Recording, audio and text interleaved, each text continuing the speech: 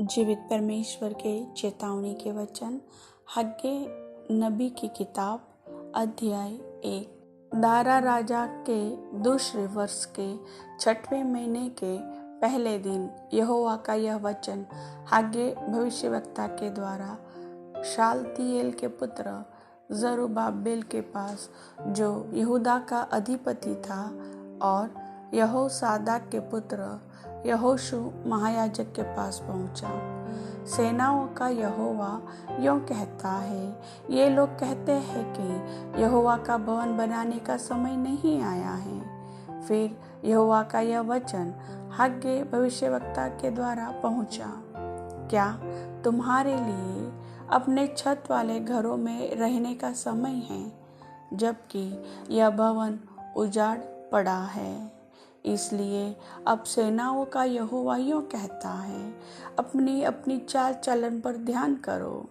तुमने बहुत बोया परंतु थोड़ा काटा, तुम खाते हो परंतु पेट नहीं भरता, तुम पीते हो परंतु प्यास नहीं बुझती, तुम कपड़े पहनते हो परंतु गर्माते नहीं, और जो मजदूरी कमाता है वह अपनी मजदूरी की कमाई को छेद वाली थैली में रखता है। सेनाओं का यहोवा तुमसे यूं कहता है, अपने अपने चाल चलन पर सोचो, पहाड़ पर चढ़ जाओ और लकड़ी ले आओ और इस भवन को बनाओ, और मैं उसको देखकर प्रसन्न होऊंगा और मेरी महिमा होगी। यहोवा का यही वचन है। तुमने बहुत उपज की आशा रखी, परंतु देखो थोड़ी ही है, और जब तुम उसे घर ले आए तब मैंने उसको उड़ा दिया। सेनाओं के यहोवा की यह वाणी है, ऐसा क्यों हुआ? क्या इसलिए नहीं कि मेरा भवन उजाड़ पड़ा है और तुम में से प्रत्येक अपने अपने घर को दौड़ा चला जाता है?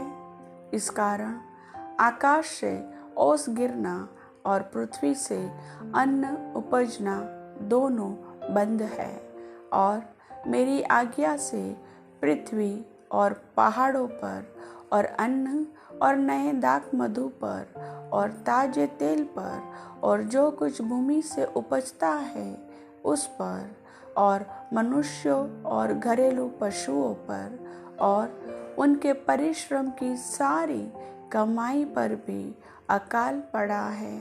तब शालतियेल के पुत्र जरुब्बाबेल और यहोसादाक के पुत्र यहोशू महायाजक ने सब बचे हुए लोगों समेत अपने परमेश्वर यहोवा की बात मानी, और जो वचन उनके परमेश्वर यहोवा ने उनसे कहने के लिए हग्गे भविष्यवक्ता को भेज दिया था, उसे उन्होंने मान लिया, और लोगों ने यहोवा का भय माना।